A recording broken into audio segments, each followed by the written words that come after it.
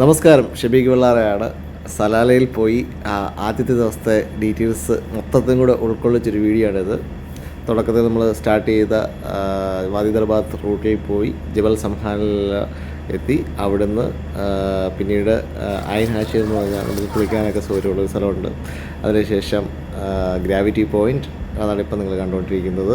അപ്പോൾ ഗ്രാവിറ്റി പോയിൻറ്റിന് ശേഷം പിന്നീട് വാദി ദർബാത്തിൻ്റെ ടോപ്പ് വ്യൂ പോയിൻ്റ് ഉണ്ട്. ഇത് അധികം ആളുകൾ എക്സ്പ്ലോർ ചെയ്യാത്തൊരു ഏരിയയാണ്. അതിനുശേഷം വാദി ദർബാത്തിൽ ചെന്ന് അവിടുത്തെ ബോട്ടിങ്.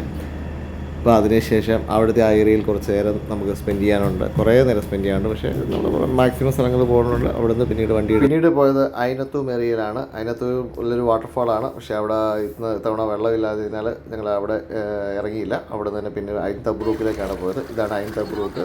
ഇവിടെയും ഭയങ്കര മോസ്കിറ്റോയുടെ ശല്യമായിരുന്നു. അതുകൊണ്ട് പെട്ടെന്ന് തന്നെ അവിടുന്ന് വണ്ടിയെടുത്ത് ഞങ്ങൾ തിരിച്ചു പോയ റൂട്ടെന്ന് പറഞ്ഞാൽ നല്ല ശരിക്കും ഒരു ഫോറസ്റ്റ് റൂട്ടൊക്കെ തന്നെ പോകുന്ന ഒരു ഏരിയ പോലെ തോന്നും. നല്ല രസമുള്ളൊരു റൂട്ടാണ്.